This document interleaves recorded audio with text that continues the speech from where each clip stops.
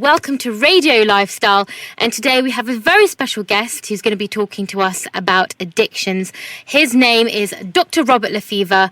Now, Dr. Robert is regarded as the pioneer of addiction treatment methods and rehab centres in the UK. And for the last 26 years, he's worked with over 5,000 patients suffering from stress, depression, and various other addictive behaviours. And he's also worked with well-known names, celebrity names, including Clarissa Dixon-Wright from the BBC, and also David Yelland, who's the ex-editor of The Sun. So thank you very much for joining us on Radio Lifestyle.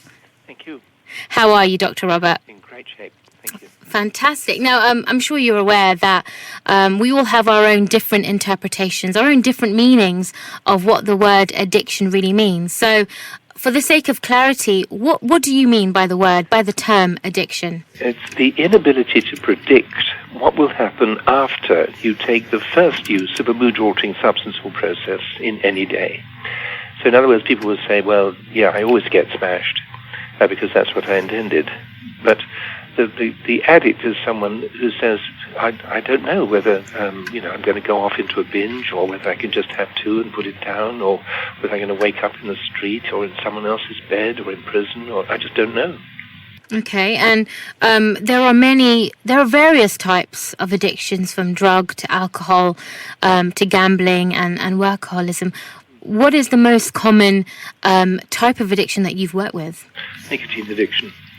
Nicotine, so tobacco, smoking. Yeah, it's the one that people don't want to look at. They don't mind looking at alcohol consumption after a time if it's causing a lot of damage. They don't mind looking at drugs because they'd like to keep their cannabis, but they don't mind giving up the heroin or the cocaine if they have to.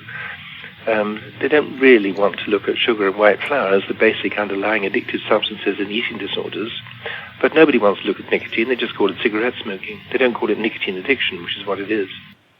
And why do people develop addictions to smoking? I mean, if that's the most common one that people come to see you for. Well, I think there are three causes of addiction. The first is what I call the antecedent, the underlying cause. That, I think, is genetic.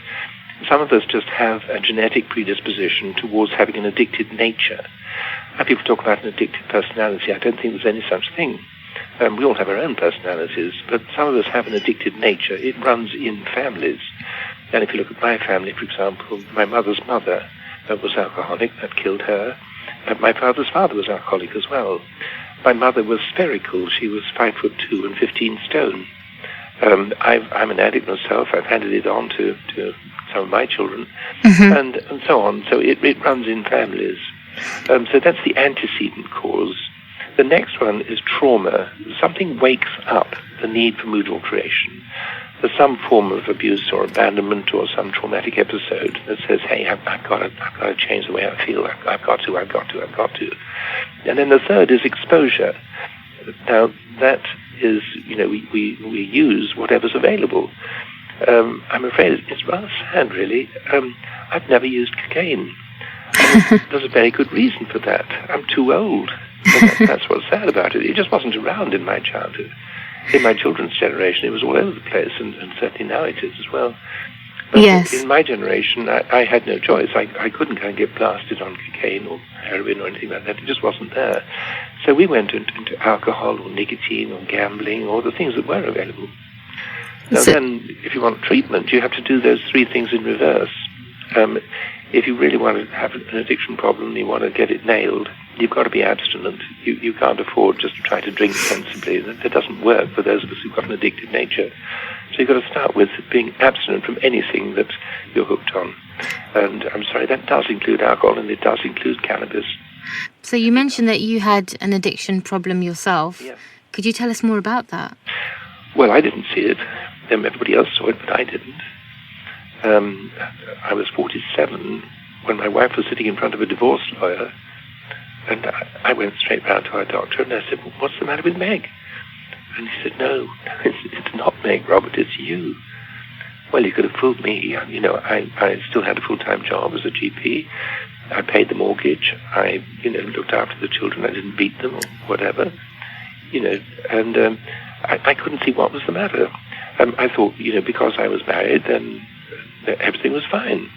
Well, it was for me, but it wasn't for Meg. And so she just got thoroughly fed up with my craziness. I'd go off on one madcap scheme after another. I just said, everything you do in your life always involves me in more work. And that's true. I took her for granted, and that's not acceptable. But also I did lots of other very stupid things. I bought a farm and became an expert in early weaning systems of pigs. And I'm a GP, for heaven's sake. I stood for Parliament. Well, people do, and it's a full-time profession, but I was doing it sort of part-time, just trying to be the great, wonderful Robert, which I'm not. I was still singing professionally. I understudied at Glyndebourne, and I sang at Sanders Wells. Well, that was fun, but again, I was doing too much of it. Did I want to be a real doctor, or did I want to fiddle about in all sorts of other people's work? So I did a lot of addictive things, and my eating disorder was the thing that everybody else knew, but I didn't. My weight used to change by 50 pounds up and down every year. My gosh. I was always on a diet, and the most I've ever lost was 2 stone in 3 weeks. And the most I've ever binged, sometimes I'd sit down at the table and wouldn't get up for about 3 hours. I'd eat what was there for my supper, then I'd go into the fridge and I'd eat the leftovers from previous days, even if it had icicles on it. Then I'd have a peanut butter sandwich, and so on and so on and so on. I just couldn't stop once I'd started. That is definitely very excessive. So did you say you put on 2 stone in 3 weeks? I took off 2 stone in 3 weeks. I just starved myself and exercised myself silly. And I came back and said to my secretary, ta-da! And she said, you're ill. Well, I didn't see it that way. I thought it was wonderful. And, I used to smoke 30 cigarettes a day when I was looking after patients on the heart ward. Now, if that isn't absolutely plumb crazy, I don't know what is. So how did you overcome? Are you completely cured from your addiction? How have you helped yourself? I think the only thing that ever helps an addict is pain. So while, other people are bailing me out from my problems, they're covering up my messes, they're covering up the times that I failed to do this, that, or the other, they're helping me with my financial situation or whatever, they're not actually helping me. They're getting me out of legal problems. That's not helpful.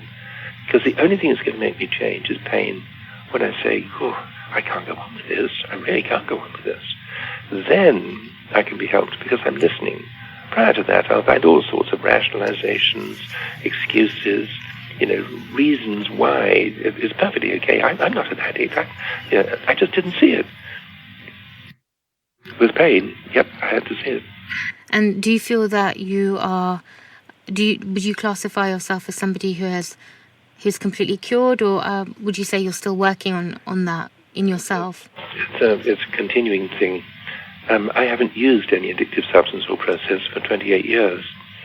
And that doesn't mean I'm not an addict anymore. I've still got the genetic predisposition, same as I'm still allergic to dust. Now, for my short sight, I had an operation on both my eyes to take out my cataracts and put in plastic lenses. Wonderful. Ta-da! I'm cured. Insofar as I'll never have to wear specs. But there's no such thing that you can do for an addiction. Doctors imagine that putting people on methadone cures their addiction. It doesn't. More people die on methadone than die on heroin. It's a very dangerous drug indeed. They reckon giving people antidepressants is going to help them. It doesn't. Antidepressants are major addictive drugs to people who have an addicted nature. They're not addicted to everybody. Same as alcohol isn't addictive to everybody. Lots of people drink alcohol, but that doesn't mean they're alcoholic. Absolutely. People like me cannot afford to have antidepressants. They are major addictive drugs, and they cause a lot of damage. I think you're right. There certainly seems to be a common trend amongst people with very casual drugs, like things like Nurofen, painkillers, as well as antidepressants. Because I think it's because, and I'll get your opinion on that in a second, but because I think they're so easily available that it's so easy for people to be hooked onto it. What's your thoughts on that? Well, as far as the addictive prescription drugs are concerned, doctors are trained, as I was myself. I had excellent training at Cambridge University and the Middlesex Hospital. We're trained to prescribe. In 6 years of university, I had not one lesson on counselling. And I'm a GP. It's extraordinary. Not one lesson. And I had not one lesson on addiction. I was told, this is liver disease caused by alcohol consumption. This is what happens when you take a heroin overdose. I was taught all the medical side of it. But nobody ever taught me what addiction really is or what I could do to help people. Now, I think this is important because if there are any medical people listening, they might know that to see one case of Crohn's disease, which is inflammatory disease of the bowel, you have to be in general practice for 6 years. To see one case of a pheochromocytoma, which is a tumor on the adrenal gland, you have to be in general practice for 200 years. Oh my gosh. But every GP with an average list of 2,300 patients will have over 200 people with addiction problems, and they just don't see it. I asked the senior partner of a group practice of 11,000 patients recently, how many people with alcohol problems do you reckon you've got? And he said, well, we've certainly got 2. In 11,000, at 10 to 15%, and you can work that out, it's something like 1,500 or more patients that he's got in his practice that he simply hasn't seen, or in the group practice.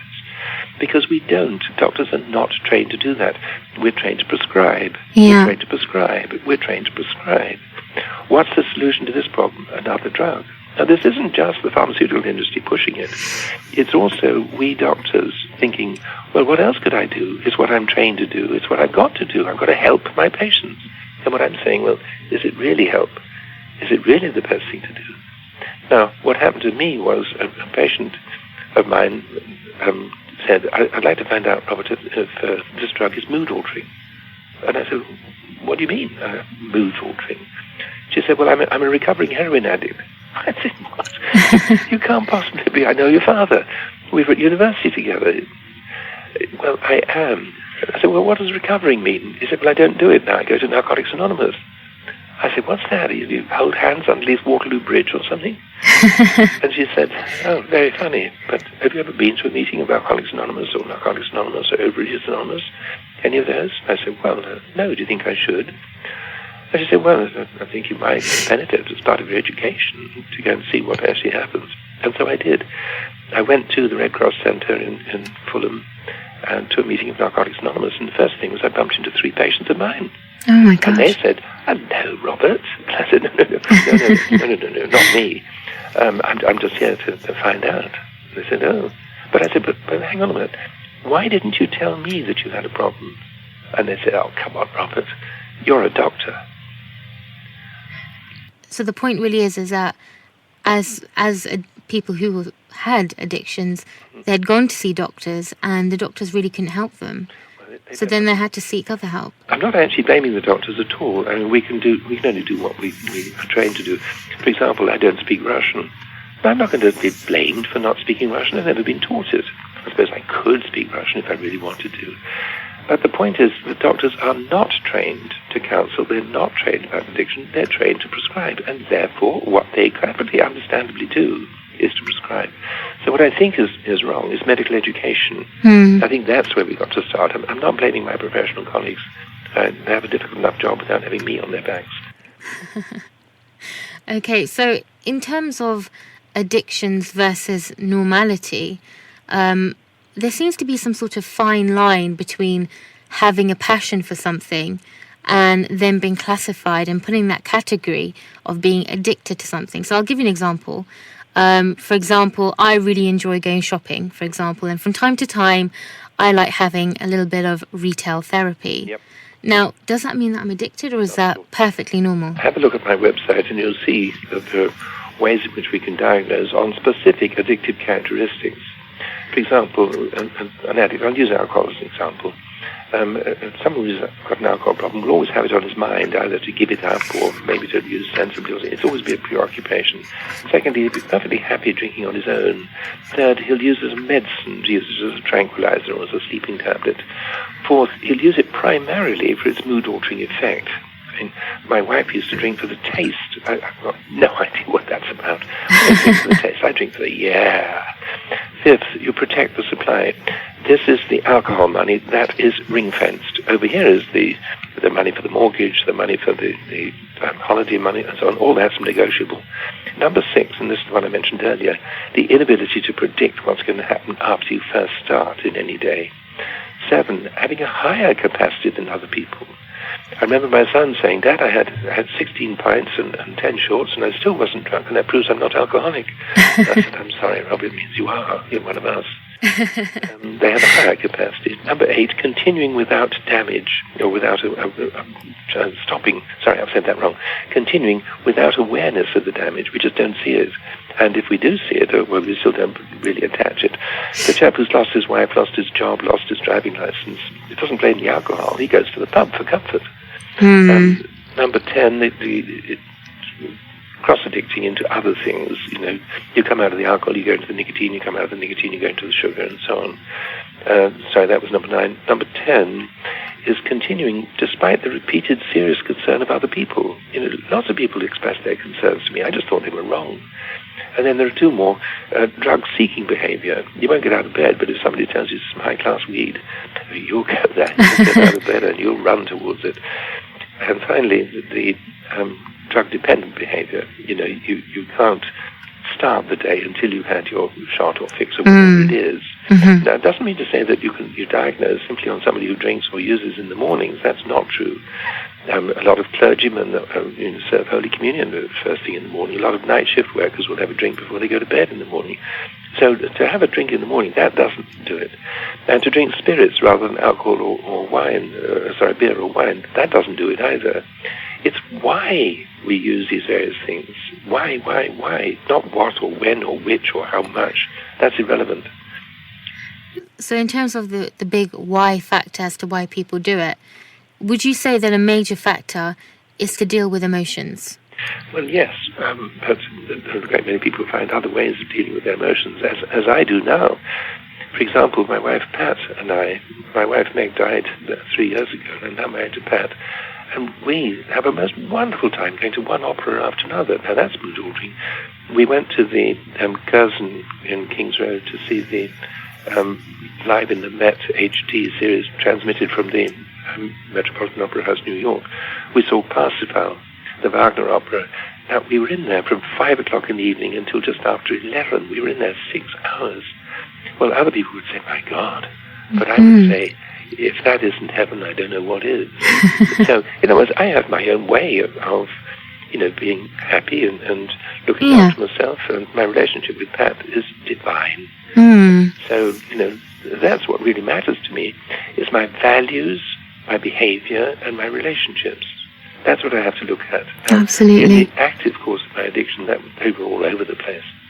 Absolutely. And Dr. Robert, this will be something that you're probably very well aware of, but interestingly, nowadays, there seems to be this modern trend, especially among the younger generation, of addictions, which include technology addiction. So I'm talking about things like Facebook, mobile phones, computer games. There seems to be this trend of addictions to this technology phase that people are going through. What are your thoughts on this? Well, it's actually all part of workaholism. Work includes hobbies and interests and cults and sects. And again, people who use work to change the way they feel or use some passionate interest to change the way they feel, that can be an addictive tendency. But we shouldn't, confuse that with just doing something you enjoy. But what's worrying is that you're getting very, very young children being addicted to computer games and mobile phones. And when I say young, I'm talking about 5 years. 5 years old. Children are being exposed to, that's a whole different debate as to whether they should be exposed or not. But these days, whether we like it or not, there seems to be this trend where children at 5 years and onwards are actually addicted to mobile phones and Facebook and computer games and Nintendo and all this kind of thing. Isn't it worrying? Is it worrying? Should parents be concerned? Yeah, they should. They should be worried about that, and we should do whatever we can to get people to understand the nature of addiction and how damaging it can be. But the very people to whom it's most damaging are the ones who least want to look at it. And this is the problem. You get problem families. Really what we need to do, instead of sort of putting cigarettes in plain packets and putting up the price of alcohol, we need to identify those people who have the most likely probability of becoming an addict in their adult life. Now, the Scandinavians did some very good research on this, on adoption. They looked at what happened 20 years down the line after children were adopted in the first week of life. So in other words, they had virtually no environmental influence apart from just the birth process itself. And what they found was that the chances of somebody developing an alcohol problem were 60% in the same-sex parent. That's the sons of alcoholic fathers and the daughters of alcoholic mothers. And it went with the genetics, not with the environment in which they were brought up. And then the opposite sex parents, that's the sons of alcoholic mothers, the daughters of alcoholic fathers, it's 40%. And if both your parents are addicted, it's 80%. But it's still not 100%, which is interesting. It's not, genetics is not an absolute hard and fast rule. There are also environmental influences. There are also lots of other things. But unless we look at the genetic influence, we're never going to be able to tackle this type of problem. Some people like me, I am an addict. My name is Robert, and I am an addict. And I said that at 7:30 this morning at a meeting where I was around lots of other people who also said, my name is whatever, and I'm an addict. And that helps us to learn from each other and to support each other. Absolutely. Absolutely. I mean, you've been on a very interesting journey, Dr. Robert. You now have your latest book out, which is called Notes of a Private Doctor. And in your book, you talk about three main areas, betrayal, crisis, and bereavement. And these are all emotions, situations that most of us can relate to. Well, things that all of us go through. Absolutely. And when we look at betrayal, for example, which is the first section of my book, I think we all betray and we're all betrayed. And it's important, I think, just to come to terms with it. I think that my school betrayed me by, not allowing me to study music. When I asked the headmaster, he said, no, music is for homosexuals and we don't have any homosexuals in this school. It's just bizarre. The man's nuts. But I think I've also betrayed the school. There were plenty of things I could have done that I'd have made much better use of my time, whereas I was so resentful over that one issue that I let it damage everything else I was doing. So, and people who betrayed me. I'm the accountant who stole from me and ultimately led to my bankruptcy, which is not the sort of thing you want to happen at the age of 72, to find yourself living in an old people's home. It's not good news at all. Yes, she betrayed me. But when I look at, did I betray my children? Did I work too hard? Did I spend too much time away from home on my grand schemes? Well, I think I did. I mean, you'll have to ask them. But I think I did in this respect. A lot of professional people do neglect their children while they're building their businesses and creating the security and providing the income. But so it's a difficult situation. But do I think I've betrayed? Yes, I did.